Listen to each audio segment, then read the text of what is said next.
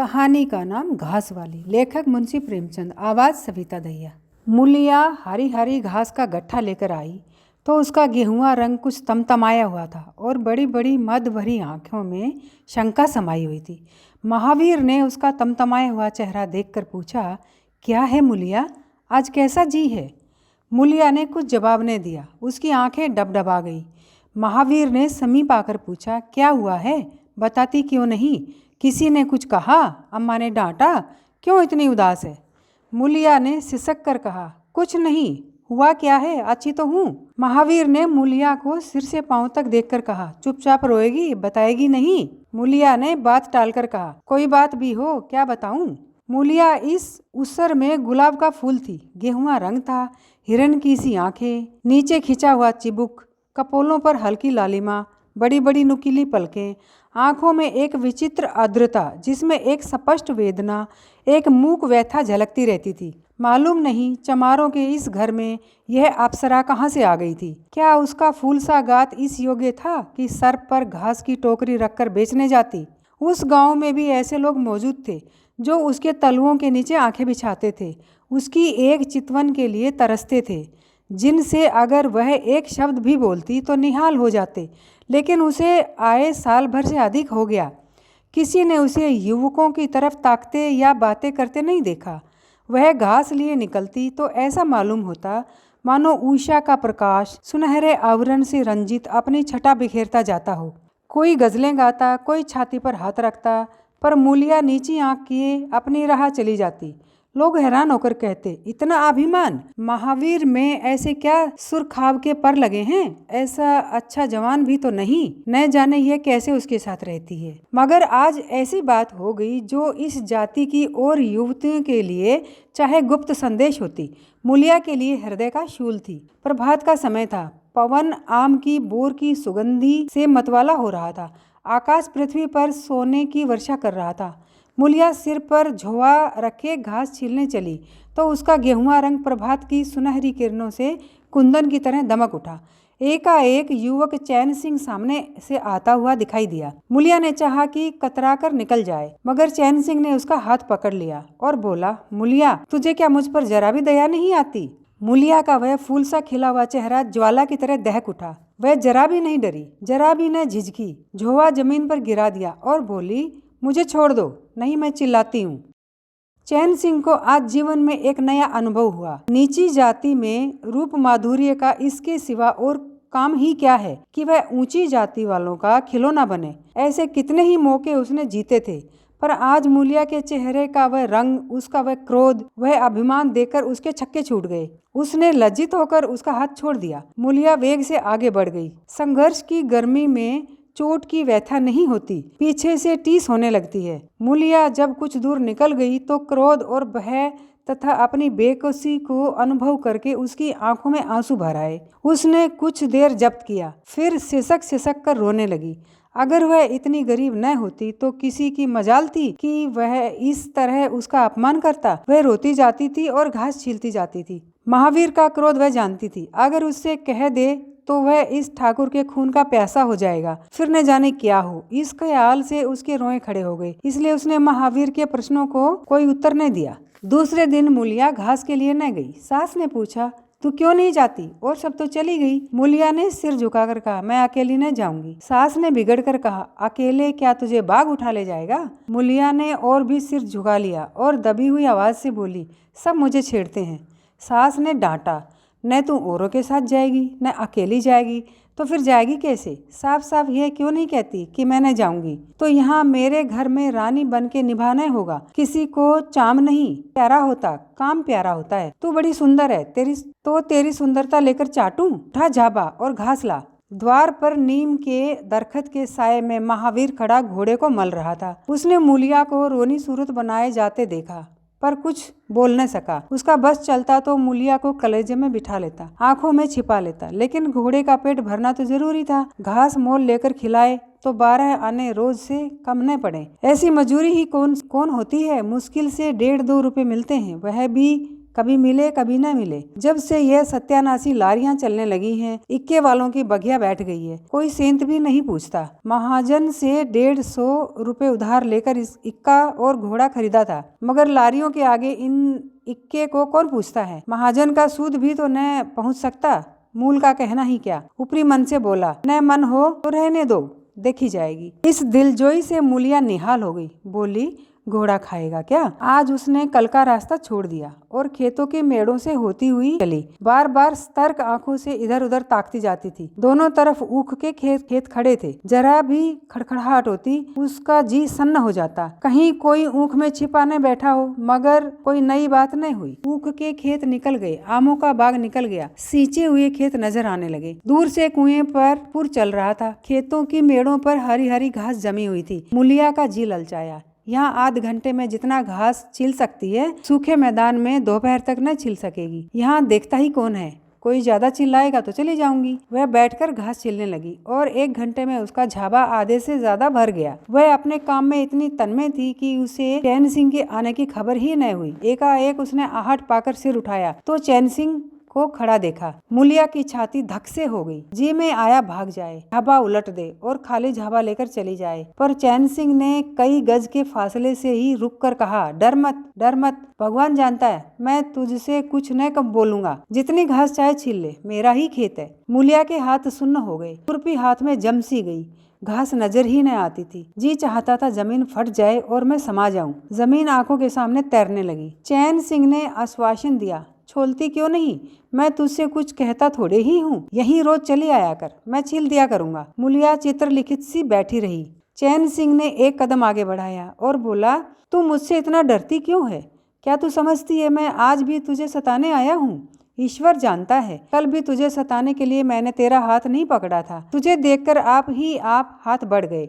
मुझे कुछ सुध ही न रही। तू चली गई तो मैं वहाँ बैठकर घंटों रोता रहा। जी में आता था हाथ काट डालूं, कभी जी चाहता था जहर खा लूं। तभी से तुझे ढूंढ रहा हूँ। आज तू इस रास्ते से चली आई, मैं सारा हार छानता हुआ यहीं आया हूँ। अब जो सजा तेरे जी में आवे दे दे।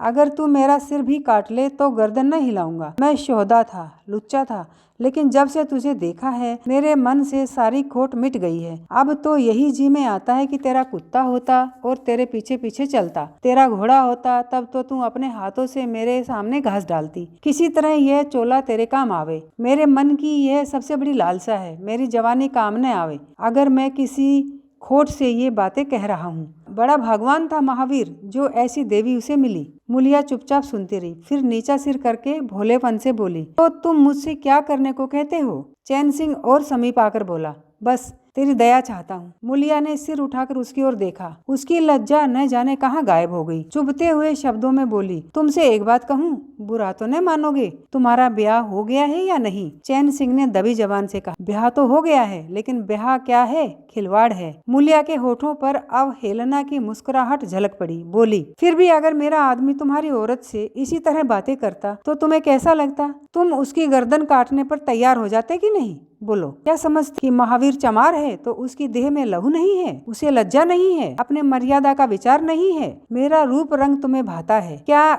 घाट के किनारे मुझसे कहीं सुंदर औरतें नहीं घूमती, उनके तलवे को की बराबरी भी नहीं कर सकते। तुम उनमें से किसी से क्यों नहीं दया मांगते। क्या उनके पास दया नहीं है, मगर वहाँ तुम न जाओगे क्योंकि वहाँ जाते तुम्हारी छाती दहलती है। मुझसे दया मांगते हो इसलिए न कि मैं चमारिन हूँ, नीच जात हूँ, और नीच जात की औरत जरा सी घुड़की धमकी या जरा सी लालच से तुम्हारी मुट्ठी में आ जाएगी। कितना सस्ता सौदा है, ठाकुर हो न, ऐसा सस्ता सौदा क्यों छोड़ने लगे। चैन सिंह लज्जित होकर बोला, मूला यह बात नहीं है, मैं सच कहता हूँ, इसमें ऊंच नीच की बात नहीं है, सब आदमी बराबर हैं। मैं तो तेरे चरणों पर सर रखने को तैयार हूँ। मूलिया, इसलिए न कि जानते हो मैं कुछ कर नहीं सकती। जाकर किसी खतरानी के चरणों पर सिर रखो तो मालूम हो कि चरणों पर सिर रखने का क्या फल मिलता है। फिर ये सिर तुम्हारी गर्दन पर न रहेगा। चैन सिंह मारे शर्म के जमीन में गड़ा जाता था। उसका मुंह ऐसा सूख गया था मानो महीनों की बीमारी से उठाओ, मुंह से बात न निकलती थी। मूलिया इतनी वाकपट्टू है इसका उसे गुमान भी न था। मूलिया फिर बोली, मैं भी रोज बाजार जाती हूँ, बड़े बड़े घरों का हाल जानती हूँ। मुझे किसी बड़े घर का नाम बता दो जिसमें कोई साइस, कोई कोचवान, कोई कहार, कोई पंडा, कोई महाराज ने घुसा बैठा हो। यह सब बड़े घरों की लीला है। और वह औरतें जो कुछ करती हैं ठीक करती हैं। उनके घर वाले भी तो चमारिनों और कहारिनों पर जान देते फिरते हैं। लेना देना बराबर हो जाता है। बेचारे गरीब आदमियों के लिए यह बातें कहाँ, मेरे आदमी के लिए संसार में जो कुछ है मैं हूँ। वह किसी दूसरी महरिया की ओर आंख उठाकर भी नहीं देखता। संयोग की बात है कि मैं तनिक सुंदर हूँ, लेकिन मैं काली कलूटी भी होती तब भी वह मुझे इसी तरह रखता। इसका मुझे विश्वास है। मैं चमारिन होकर भी इतनी नीच नहीं हूँ कि विश्वास का बदला खोट से दूं। हाँ, वह अपने मन की करने लगे, मेरी छाती पर मूंग दलने लगे तो मैं भी उसकी छाती पर मूंग दलूंगी। तुम मेरे रूप ही के दीवाने हो। आज मुझे माता निकल आए, कानी हो जाऊं तो मेरी ओर ताकोगे भी नहीं। बोलो, झूठ कहती हूँ? चैन सिंह इनकार न कर सका। मुलिया ने उसी गर्व से भरे हुए स्वर में कहा, लेकिन मेरी एक नहीं दोनों आंखें फूट जाएं तब भी वह मुझसे इसी तरह रखेगा। मुझे उठावेगा, बैठावेगा, खिलावेगा। तुम चाहते हो मैं ऐसे आदमी के साथ कपट करूं? जाओ, अब मुझे कभी न छेड़ना, नहीं अच्छा न होगा। जवानी जोश है, बल है, दया है, साहस है, आत्मविश्वास है, गौरव है और सब कुछ जो जीवन को पवित्र, उज्जवल और पूर्ण बना देता है। जवानी का नशा घमंड है, निर्दयता है, स्वार्थ है, शेखी है, विषय वासना है, कटुता है और वह सब कुछ जो जीवन को पशुता, विकार और पतन की ओर ले जाता है। चैन सिंह पर जवानी का नशा था। मुलिया के शीतल छींटों ने नशा उतार दिया। जैसे उबलती हुई चाशनी में पानी के छींटे पड़ जाने से फेन मिट जाता है, मैल निकल जाता है और निर्मल शुद्ध रस निकल आता है। जवानी का नशा जाता रहा, केवल जवानी रह गई। कामिनी के शब्द जितनी आसानी से दीन और ईमान को गारत करते हैं, उतनी ही आसानी से उनका उद्धार भी कर सकते हैं। चैन सिंह उस दिन से दूसरा ही आदमी हो गया। गुस्सा उसकी नाक पर रहता था। बात बात पर मजदूरों को गालियां देना, डांटना और पीटना उसकी आदत थी। आसाम में उससे थरथर कांपते थे। मजदूर उसे देखकर अपने काम में चुस्त हो जाते थे, पर जो ही उसने इधर पीठ फेरी और उन्होंने चिलम पीना शुरू किया, सब दिल में उससे जलते थे, उसे गालियां देते थे। मगर उस दिन से चैन सिंह इतना दयालु, इतना गंभीर, इतना सहनशील हो गया कि लोगों को आश्चर्य होता था। कई दिन गुजर गए थे। एक दिन संध्या समय चैन सिंह खेत देखने गया। पूर चल रहा था। उसने देखा कि एक जगह नाली टूट गई है और सारा पानी बहा चला जाता है। क्यारियों में पानी बिल्कुल नहीं पहुंचता, मगर क्यारी बनाने वाली बुढ़िया चुपचाप बैठी है। उसे इसकी जरा भी फिक्र नहीं कि पानी क्यों नहीं आता। पहले यह दशा देखकर चैन सिंह आपे से बाहर हो जाता। उस औरत की उस दिन मजूरी काट लेता और पुर चलाने वालों को घुड़कियां जमाता। पर आज उसे क्रोध नहीं आया। उसने मिट्टी लेकर नाली बांध दी और खेत में जाकर बुढ़िया से बोला, तू यहाँ बैठी है और पानी सब बहा जा रहा है। बुढ़िया घबरा कर बोली, अभी खुल गई होगी राजा, मैं अभी जाकर बंद किए देती हूँ। यह कहती हुई वह थरथर कांपने लगी। चैन सिंह ने उसकी दिलजोई करते हुए कहा, भाग मत, भाग मत, मैंने नाली बंद कर दी। बुढ़ऊ कई दिन से नहीं दिखाई दिए, कहीं काम पर जाते हैं कि नहीं? बुढ़िया गदगद होकर बोली, आजकल तो खाली ही बैठे हैं भैया, कहीं काम नहीं लगता। चैन सिंह ने प्रेम भाव से कहा, तो हमारे यहाँ लगा दे, थोड़ा सा सन रखा है, उसे काट दे। यह कहता हुआ वह कुएं की ओर चला गया। यहाँ 4 पुर चल रहे थे, पर इस वक्त 2 हकवे बेर खाने गए हुए थे। चैन सिंह को देखते ही मजूरों के होश उड़ गए। ठाकुर ने पूछा, 2 आदमी कहाँ गए? तो क्या जवाब देंगे? सब के सब डांटे जाएंगे। बेचारे दिल में सहमे जा रहे थे। चैन सिंह ने पूछा, वह दोनों कहाँ चले गए? किसी के मुंह से आवाज न निकली। सहसा सामने से दोनों मजूर धोती के एक कोने में बेर भरे आते दिखाई दिए। खुश खुश बात करते चले आ रहे थे। चैन सिंह पर निगाह पड़ी तो दोनों के प्राण सूख गए, पांव मन भर के हो गए। अब न आते बनता न जाते। दोनों समझ गए कि आज डांट पड़ी, शायद मजूरी भी कट जाए। चाल धीमी पड़ गई। इतने में चैन सिंह ने पुकारा, बढ़ आओ, बढ़ आओ, कैसे बेर हैं, लाओ जरा मुझे भी दो, मेरे ही पेड़ के हैं ना। दोनों और भी सहम गए। आज ठाकुर जीता न छोड़ेगा, कैसा मीठा मीठा बोल रहा है, उतना ही भीगो भीगो कर लगाएगा। बेचारे और भी सिकुड़ गए। चैन सिंह ने फिर कहा, जल्दी से आओ जी, पक्की पक्की सब मैं ले लूंगा।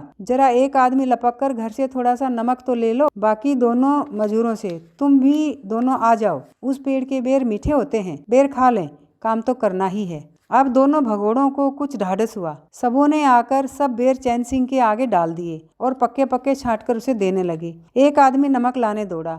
आध घंटे तक चारों पुर बंद रहे। जब बेर उड़ गए और ठाकुर चलने लगे तो दोनों अपराधियों ने हाथ जोड़कर कहा, भैया जी आज जान बख्शी हो जाए, बड़ी भूख लगी थी, नहीं तो कभी न जाते। चैन सिंह ने नम्रता से कहा, तो इसमें बुराई क्या है, मैंने भी तो बेर खाए, एक आध घंटे का हर्ज हुआ यही न। तुम चाहोगे तो घंटे भर का काम आध घंटे में कर दोगे, न चाहोगे दिन भर में घंटे भर का काम भी न होगा। चैन सिंह चला गया तो चारों बातें करने लगे। एक ने कहा, मालिक इस तरह रहे तो काम करने में जी लगता है, यह नहीं कि हरदम छाती पर सवार। दूसरा, मैंने तो समझा आज कच्चा ही खा जाएगा। तीसरा, कई दिन से देखता हूँ मिजाज नरम हो गया है। चौथा, सांझ को पूरी मजूरी मिली तो कहना। पहला, तुम तो हो गवार न गणेश, आदमी का रुख नहीं पहचानते। दूसरा, अब खूब दिल लगाकर काम करेंगे। तीसरा, और क्या, जब उन्होंने हमारे ऊपर छोड़ दिया तो हमारा भी धर्म है कि कोई कसर न छोड़े। चौथा, मुझे तो भैया ठाकुर पर अब भी विश्वास नहीं आता। एक दिन चैन सिंह को किसी काम से कचहरी जाना था। 5 मील का सफर था। यूं तो वह बराबर अपने घोड़े पर जाया करता था, पर आज धूप बड़ी तेज हो रही थी। सोचा इक्के पर चला जाऊं। महावीर को कहला भेजा, मुझे लेते जाना। कोई 9 बजे महावीर ने पुकारा। चैन सिंह तैयार बैठा था, चटपट इक्के पर बैठ गया, मगर घोड़ा इतना दुबला हो रहा था, इक्के की गद्दी इतनी मैली और फटी हुई, सारा सामान इतना रद्दी कि चैन सिंह को उस पर बैठते शर्म आई। पूछा, ये सामान क्यों बिगड़ा हुआ है महावीर? तुम्हारा घोड़ा तो इतना दुबला कभी न था, आजकल सवारियां कम है क्या? महावीर ने कहा, नहीं मालिक, सवारियां काहे नहीं हैं, मगर लारी के सामने इक्के को कौन पूछता है। कहाँ 2, 2.5, 3 की मजूरी करके घर लौटता था, कहाँ अब 20 आने पैसे भी नहीं मिलते। क्या जानवर को खिलाऊं, क्या आप खाऊं? बड़ी विपत्ति में पड़ा हूँ। सोचता हूँ इक्का घोड़ा बेच बाच कर आप लोगों की मजूरी कर लूं, पर कोई ग्राहक नहीं लगता। ज्यादा नहीं तो 12 आने घोड़े ही को चाहिए, घास ऊपर से। जब अपना ही पेट नहीं चलता तो जानवर को कौन पूछे। चैन सिंह ने उसके फटे हुए कुर्ते की ओर देखकर कहा, 2-4 बीघे खेती क्यों नहीं कर लेते? महावीर सिर झुकाकर बोला, खेती के लिए बड़ा पौरुख चाहिए मालिक। मैंने तो यही सोचा है कि कोई ग्राहक लग जाए तो इक्के को आने पौने निकाल दूं, फिर घास छीलकर बाजार ले जाया करूं। आजकल सास पतोहू दोनों घास छीलती हैं, तब जाकर 10-12 आने पैसे नसीब होते हैं। चैन सिंह ने पूछा, तो बुढ़िया बाजार जाती होगी? महावीर लजाता हुआ बोला, नहीं भैया, वह इतनी दूर कहाँ चल सकती है, घर वाली चली जाती है। दोपहर तक घास छीलती है, तीसरे पहर बाजार जाती है, वहां से घड़ी रात गए लौटती है। हलाकान हो जाती है भैया, मगर क्या करूं, तकदीर से क्या जोर। चैन सिंह कचहरी पहुंच गए और महावीर सवारियों की टोह में इधर उधर इक्के को घुमाता हुआ शहर की तरफ चला गया। चैन सिंह ने उसे 5 बजे आने को कह दिया। कोई 4 बजे चैन सिंह कचहरी से फुर्सत पाकर बाहर निकले। हाथे में पान की दुकान थी। जरा और आगे बढ़कर एक घना बरगद का पेड़ था। उसकी छां में 20 ही तांगे इक्के फिटने खड़ी थी। घोड़े खोल दिए गए थे। वकीलों, मुख्तारों और अफसरों की सवारियां यहीं खड़ी रहती थी। चैन सिंह ने पानी पिया, पान खाया और सोचने लगा, कोई लारी मिल जाए तो जरा शहर चला जाऊं, कि उसकी निगाह एक घास वाली पर पड़ गई। सिर पर घास का झाबा रखे साइसों से मोल भाव कर रही थी। चैन सिंह का हृदय उछल पड़ा। यह तो मूलिया थी, बनी ठनी, एक गुलाबी साड़ी पहने कोचवानों से मोल तोल कर रही थी। कई कोचवान जमा हो गए थे। कोई उससे दिलगी करता था, कोई घूरता था, कोई हंसता था। एक काले कलूटे कोचवान ने कहा, मूला, घास तो उड़ के अधिक से अधिक 6 आने की है। मूलिया ने उन्माद पैदा करने वाली आंखों से देखकर कहा, 6 आने पर लेना है तो वह सामने घसियारे ने बैठी हैं, चले जाओ, 2-4 पैसे कम में पा जाओगे। मेरी घास तो 12 आने में ही जाएगी। एक अधेड़ कोचवान ने फिटन के ऊपर से कहा, तेरा जमाना है 12 आने की, 12 आने नहीं, 1 रुपया मांग। लेने वाले झक मारेंगे और लेंगे। निकलने दे वकीलों को, अब देर नहीं है। एक तांगे वाले ने, जो गुलाबी पगड़ी बांधे हुए था, बोला, बुढ़ऊ के मुंह में पानी भर आया, अब मूलिया काहे को किसी और को देखेगी। चैन सिंह को ऐसा क्रोध आ रहा था कि इन दुष्टों को जूते से पीटे। सबके सब कैसे उसकी ओर टकटकी लगाए ताक रहे हैं, आंखों से पी जाएंगे। और मूलिया भी यहाँ कितनी खुश है, न लजाती है, न झिझकती है, न दबती है। कैसा मुस्कुरा मुस्कुरा कर, रसीली आंखों से देख देख कर, सिर पर आंचल खिसका खिसका कर, मुंह मोड़ मोड़ कर बातें कर रही है। वही मूलिया जो शेरनी की तरह तड़प उठी थी। इतने में 4 बजे अमले और वकील मुख्तारों का एक मेला सा निकल पड़ा। अमले लारियों पर दौड़े, वकील मुख्तार इन सवारियों की ओर चले। कोचवानों ने भी चटपट घोड़े जोते। कई महाशयों ने मूलिया को रसिक नेत्रों से देखा और अपनी गाड़ियों पर जा बैठे। एकाएक मूलिया घास का झाबा लिए उस फिटन के पीछे दौड़ी। फिटन में एक अंग्रेजी फैशन के जवान वकील साहब बैठे थे। उन्होंने पायदान के पास घास रखवा ली, जेब से कुछ निकालकर मूलिया को दिया। मूलिया मुस्कुराई। दोनों में कुछ बातें भी हुई जो चैन सिंह न सुन सके। एक क्षण में मूलिया प्रसन्न मुख घर की ओर चली। चैन सिंह पान वाले की दुकान पर विस्मृति की दशा में खड़ा रहा। पान वाले ने दुकान बढ़ाई, कपड़े पहने और केबिन का द्वार बंद करके नीचे उतरा तो चैन सिंह की समाधि टूटी। पूछा, क्या दुकान बंद कर दी? पान वाले ने सहानुभूति दिखाकर कहा, इनकी दवा करो ठाकुर साहब, यह बीमारी अच्छी नहीं। चैन सिंह ने चकित होकर पूछा, कैसी बीमारी? पान वाला बोला, कैसी बीमारी? आध घंटे से यहाँ खड़े हो जैसे कोई मुर्दा खड़ा हो। सारी कचहरी खाली हो गई, सब दुकानें बंद हो गई, मेहत्तर तक झाड़ू लगाकर चल दिए। तुम्हें कुछ खबर हुई? यह बुरी बीमारी है, जल्दी दवा कर डालो। चैन सिंह ने छड़ी संभाली और फाटक की ओर चला कि महावीर का इक्का सामने आता दिखाई दिया। कुछ दूर इक्का निकल गया तो चैन सिंह ने पूछा, आज कितने पैसे कमाए महावीर? महावीर ने हंसकर कहा, आज तो मालिक दिन भर खड़ा ही रह गया, किसी ने बेगार में भी न पकड़ा, ऊपर से 4 पैसे की बीड़ियां पी गया। चैन सिंह ने जरा देर के बाद कहा, मेरी एक सलाह है, तुम मुझसे 1 रुपया रोज ले लिया करो, बस जब मैं बुलाऊं तो इक्का लेकर चले आया करो, तब तो तुम्हारी घरवाली को घास लेकर बाजार न आना पड़ेगा। बोलो मंजूर है? महावीर ने सजल आंखों से देखकर कहा, मालिक आप ही का तो खाता हूँ, आपकी प्रजा हूँ, आप जब मर्जी हो पकड़ मंगवाइए, आपसे रुपए। चैन सिंह ने बात काटकर कहा, नहीं, मैं तुमसे बेगार नहीं लेना चाहता, तुम मुझसे 1 रुपया रोज ले जाया करो, घास लेकर घरवाली को बाजार मत भेजा करो, तुम्हारी आबरू मेरी आबरू है, और भी रुपए पैसे का जब काम लगे बेखटके चले आया करो। हाँ देखो, मूलिया से इस बात की भूलकर भी चर्चा न करना, क्या फायदा। कई दिनों के बाद संध्या समय मूलिया चैन सिंह से मिली। चैन सिंह असामियों से मालगुजारी वसूल करके घर की ओर लपका जा रहा था कि उसी जगह जहाँ उसने मूलिया की बाह पकड़ी थी, मूलिया की आवाज कानों में आई। उसने ठिठक कर पीछे देखा तो मूलिया दौड़ी चली आ रही थी। बोला, क्या है मूला, क्यों दौड़ती हो? मैं तो खड़ा हूँ। मूलिया ने हाँफते हुए कहा, कई दिन से तुमसे मिलना चाहती थी, आज तुम्हें आते देखा तो दौड़ी, अब मैं घास बेचने नहीं जाती। चैन सिंह ने कहा, बहुत अच्छी बात है, क्या तुमने मुझे कभी घास बेचते देखा? हाँ, एक दिन देखा था। क्या महावीर ने तुझसे सब कह डाला? मैंने तो मना कर दिया था, वह मुझसे कोई बात नहीं छिपाता। दोनों एक क्षण चुप खड़े रहे, किसी को कोई बात नहीं सूझती थी। एकाएक मूलिया ने मुस्कुराकर कहा, यहाँ तुमने मेरी बाह पकड़ी थी। चैन सिंह ने लज्जित होकर कहा, उसको भूल जाओ मूला, मुझ पर न जाने कौन भूत सवार था। मूलिया गदगद कंठ से बोली, उसे क्यों भूल जाऊं? उसी बाह गए की लाज तो निभा रहे हो, गरीबी आदमी से जो चाहे कराए, तुमने मुझे बचा लिया। फिर दोनों चुप हो गए। जरा देर बाद मूलिया ने फिर कहा, तुमने समझा होगा मैं हंसने बोलने में मग्न हो रही थी। चैन सिंह ने बलपूर्वक कहा, नहीं मूलिया, मैंने एक क्षण के लिए भी नहीं समझा। मूलिया मुस्कुराकर बोली, मुझे तुमसे यही आशा थी और है। पवन सींचते हुए खेतों में विश्राम करने जा रहा था, सूर्य निशा की गोद में विश्राम करने जा रहा था और उस मलिन प्रकाश में चैन सिंह मूलिया की विलीन होती हुई रेखा को खड़ा देख रहा था।